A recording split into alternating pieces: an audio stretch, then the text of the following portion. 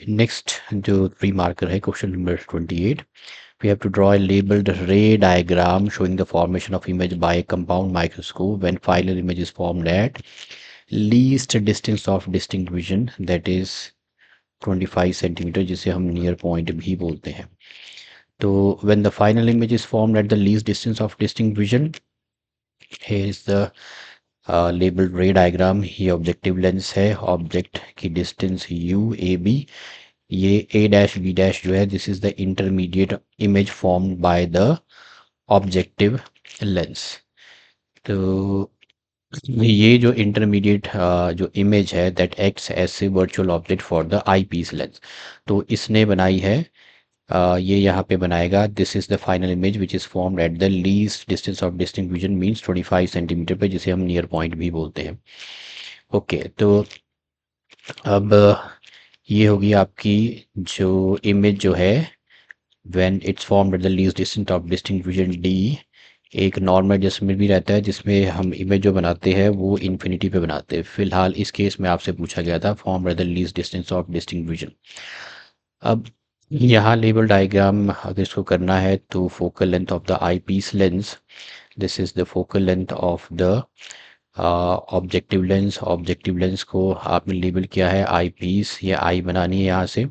In raise of light को पीछे की तरफ जो इंटरमीडिएट जो इमेज है which acts the virtual object for the I piece, they are produce backwards to form the final image. तो फाइनल इमेज जो है as compare to the object this is inverted, but as compare to this object ये जो बनाएगा ये, अब इसके लिए ये ऑब्जेक्ट है जो कि इन्वर्टेड है, ये इन्वर्टेड है तो ये भी इन्वर्टेड ही बनी, तो इसके लिए ये इधर पे वर्चुअल एंड इरेक्ट है इधर पे. ओके, तो अब हम चलते हैं नेक्स्ट पार्ट जो इसका है labelled ray diagram. Derivation for next part है इसका derivation for the magnifying power. Magnifying power of a compound microscope जो है इस केस में मैंने लिया है product of the linear magnification of the object and angular magnification of the I piece, क्योंकि आई पीस जो है अब यहाँ पे जो linear magnification of the objective और जो आई पीस की एंगुलर क्यों नहीं है, क्योंकि ये जो है ना ये सिर्फ एक मैग्नीफाइंग ग्लास की तरह एक्ट कर रहा है जो इस इमेज को मैग्नीफाई कर रहा है, इसकी इसलिए इसके एंगुलर है और इसकी लीनियर है. ओके, तो ये हो जाएगा आपका माइक्रोस्कोप की m is equal to product of the magnitude of magnifying power of objective and the I piece. तो linear magnification of the objective lens हम निकालेंगे एम नॉट. अब इस केस में आपने क्या करना है, दो देखो ये जो एंगल्स हैं बीटा, इस ऑब्जेक्ट को आप यहाँ ट्रीट कर लो. Let's say this is the object, तो ये h बच जाएगा, यहाँ tan बीटा लगाया तो बन जाएगा h by this is f naught, तो h बाय एफ नॉट आ गया. ओके, दूसरा जो triangle form by the intermediate object है, तो पहला जो हमने ट्राइंगल लिया that was the triangle form by the object A B and focal length f naught. फिर दूसरा जो आपने ट्राइंगल लिया है that is form by the intermediate image A dash B dash and distance from focus to the image plane which is tube length L. अब इस case में देखो ये जो एफ नॉट है ना this is very close to this, और इसके बहुत ऑब्जेक्ट को बहुत हम यहाँ जो ऑब्जेक्ट जो है ये ये जो फोकल लेंथ है this is very close to this और this is also very close to this.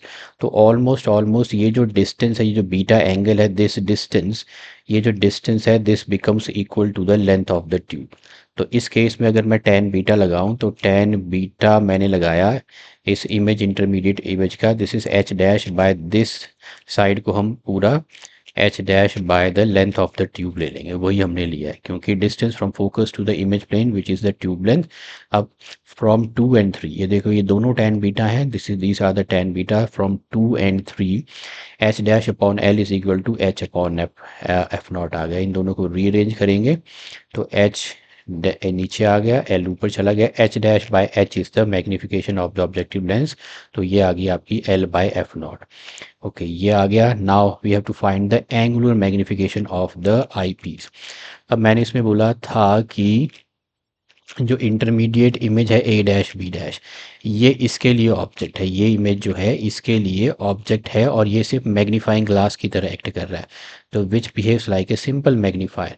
इसलिए तो आई पीस ने फाइनल वर्चुअल इमेज बनाई है A dash B dash at the least distance of distinct vision, और magnifying power जो है simple magnifier की जब image is formed at near point is given by this formula, इसको आपने सीधा लिख लेना है। तो टोटल मैग्नीफाइंग पावर में एम नॉट और एम ई को आप मल्टीप्लाई कर दो।